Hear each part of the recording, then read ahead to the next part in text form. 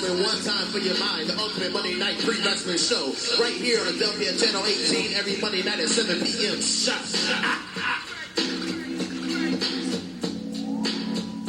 Yeah. Y'all ready? That's wrestling. Well, first of all, I want to say this from the outset, just so that there's no misunderstandings about anything. That's Wrestling was not, I repeat, not a Doug Ruffin or at the time Jet Set Entertainment idea or concept. I was only a part of that particular program. The concept of That's Wrestling originally and initially came about in the mind of a brother by the name of Gregory Burke. And he, real talented artist in the Buffalo area. He was a hip-hop DJ, best known as a hip-hop DJ. He was one of the original pioneering producers on Buffalo Public Access Television back in the late 1980s when it really had its inception in the city of Buffalo. And somebody that I had known about for quite a number of years. But fast forward to where everything really started. Back in January of 1998, I had just started working for the Buffalo Public Access Television System about a month earlier in December of 1997. And I do, in fact, remember this particular day. It was, like I said, it was early January of 1998. Greg had come up to the station along with a friend of his by the name of Galen Hill. And they were supposed to be shooting a show in the studio when we had public access over at 101 LaSalle Avenue. And initially, Carl Dukes, who was also at the time the operations director, he was originally supposed to be helping them out, but he got tied up with something, I remember. And he asked me if I would go and help the two of them out in the studio. So, okay, cool, no problem. We can handle that. So I went in there. Greg told me that their show was going to be like a television show about professional wrestling. And that's pretty much what they were going to talk about. So they're in the studio. I'm in the control room, directing and technical directing, switching between the cameras. I'm sure some footage exists of that somewhere. I don't have it in my library. I'm sure he probably still has it. I don't know. But one of the things that I can recall was that before they started doing on camera with the show, I remember Greg had I distinctly remember him having a ski mask on. I don't know. Actually, the show was not called originally That's Wrestling. The original name that he called it escapes me at this time, but it was not That's Wrestling originally. And him and Galen just sat at the round table for about maybe an hour, just talking about the WWE and WCW. And that was it. Like I said, that was in early January of 1998, and they wouldn't shoot another show until a year later. When you came back, you did a show called That's Wrestling. Talk to us about That's Wrestling. That's Wrestling. Well, That's Wrestling lets you know that we all got a little bit of a nerd in us somewhere. We did that show. Of course, it was me, Doug Ruffin, who was yourself, Galen Hill, Marcellus Frazier, Angel Acevedo. We all collectively produced that show for a 6-month period on public access, and it was a solid show, very, very solid show. It came out during wrestling's high point, and we just featured wrestling news and rumors for the week.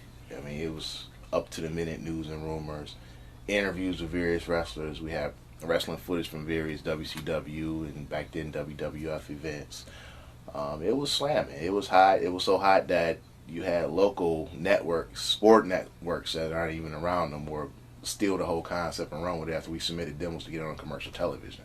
My role was more so behind the scenes. I never really had an on-camera role or capacity with That's Wrestling. I was always the person running the camera and the audio and all the technical stuff, and I also was responsible for getting it actually on TV. And the way that came about, I had about 4 time slots on television. I had 2 on Monday. I had a 6 o'clock and a 7 o'clock p.m. time slot. Where in the 6 o'clock time slot, I aired BCTV Tonight. 7 o'clock, I used to air all kinds of frivolous shows. It was kind of an open slot, and I used to air all kinds of different types of standby shows. Tuesday night, I had 2 time slots. I had one on 7 o'clock and another one at 11 o'clock. And those 2 slots, actually Tuesday was my main day, and I had BCTV Tonight in both of those time slots. But what happened was, for the 7 o'clock slot, I decided to give to Greg to air his That's Wrestling show, and which worked out really, really well, because this whole thing was happening, you got to remember, where wrestling was concerned, this was all under the backdrop of the famous Monday Night War between the WWE and WCW. And the Monday Night War was, if you were into wrestling at that time, you already know, huge, major. So the way that really worked out was the show, That's Wrestling, wound up leading into the Monday night shows, because both shows started at 8 o'clock. And I think, if I remember correctly, WCW, Eric Bischoff started that show like maybe 2 to maybe 3 minutes or so earlier than Vince did WWE. But that's really how it became the ultimate Monday night pre-show. The response from the audience was thick. It was very thick, thorough. It was people from all over the city. The east side, the South Buffalo, west side, North Buffalo called me up. You had babies, children, teenagers, old people. We had a wide range of people watching that show. So what Greg had done was he had put together a special voicemail for the show. We put a phone number for people to call to give viewer feedback. And you got to remember, this was after the very first night of airing. And I remember it vividly because he played the messages for me. It took off.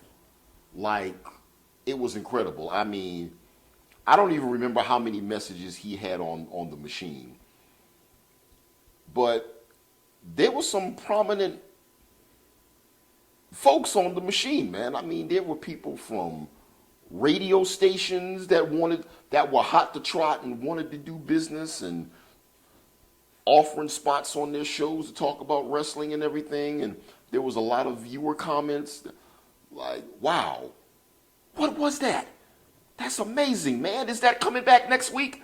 So clearly, from the very first night of airing, it was obvious that we were definitely on to something. And from that first night in January of 1999, for the next 6 months,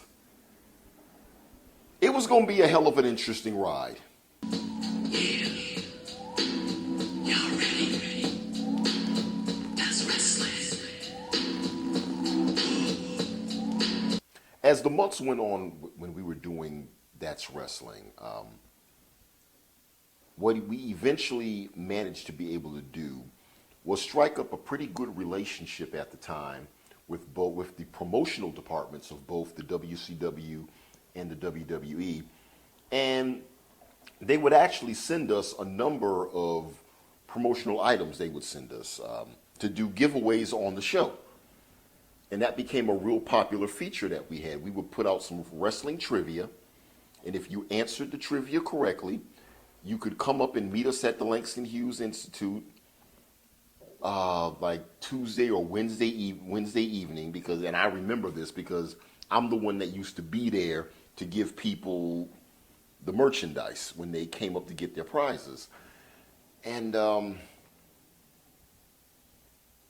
sometimes Langston Hughes used to be packed with folks. When I tell you it was crazy, the shit was crazy, dog. It was crazy. It was incredible. Yeah. Y'all ready? That's wrestling. We were outside of the arena shooting some footage and shooting his openings for the show. And as I remember walking downtown, and people, we were giving out flyers for the TV show. Everybody knew who we were.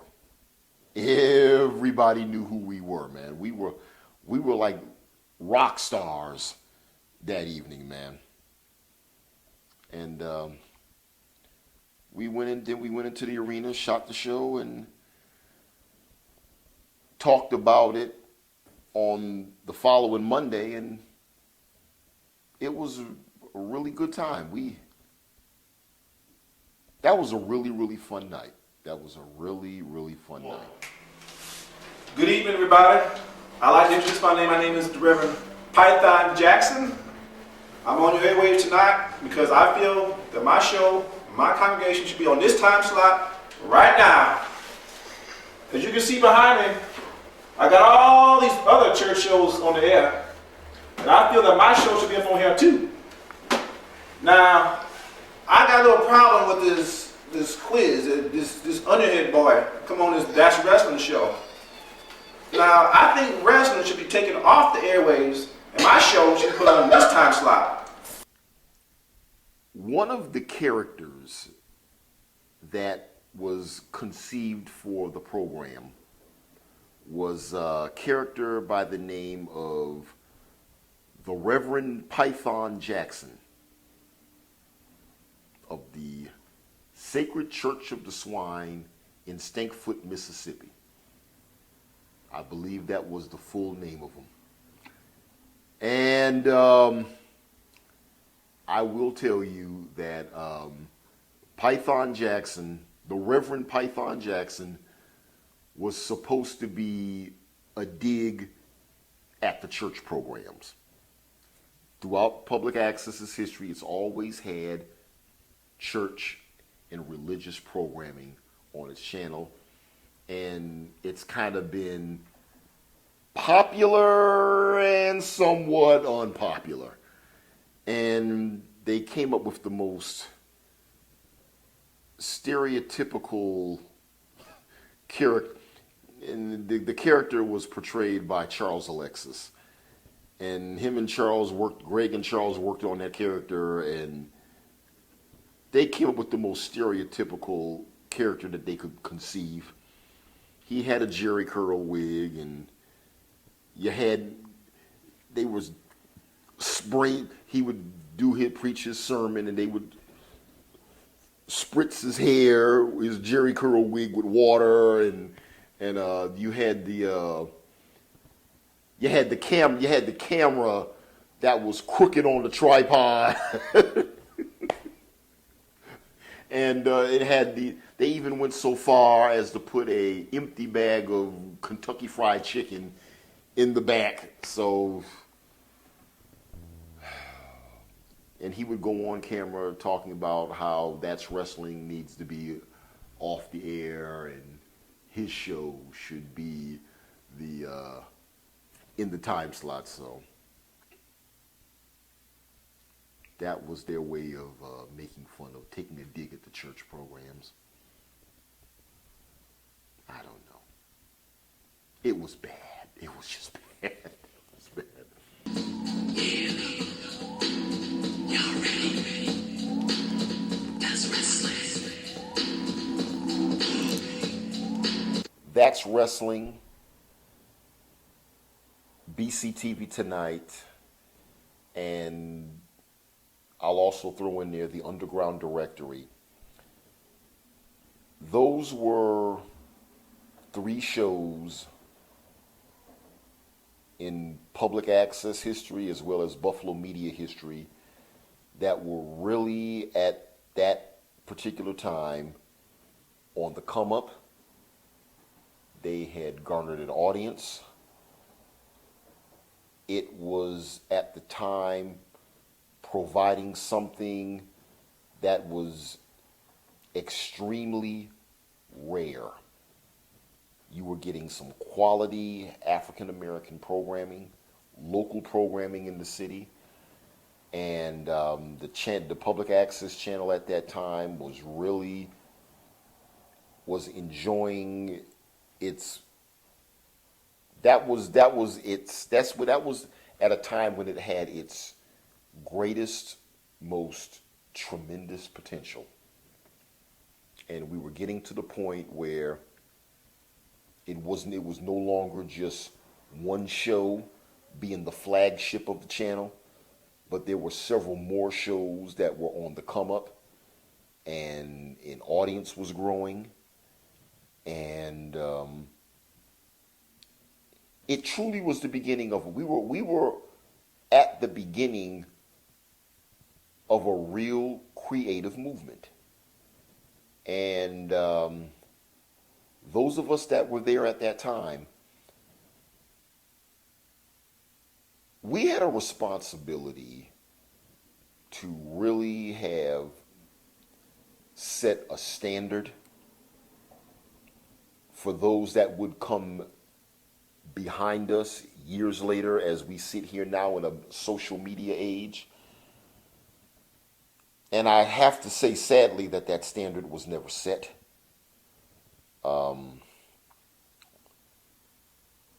These 3 shows, unfortunately, I won't say that they ran their course, because frankly, all 3 had way more life in them. You know, that even with That's Wrestling, you know, the Monday Night War went on until like 2002, I believe, when Vince McMahon would eventually purchase the WCW, and that pretty much put the kibosh on the Monday Night War. But I think That's Wrestling could have lasted through that, because that was an interesting period in and of itself. It was hot. It was for 6 months. You know, wrestling is in the slump right now. I'm kind of glad we got away from it after the 6 months. It definitely made an impact. So shout out to Greg Burke, a.k.a. Quiz, of That's Wrestling. Much respect.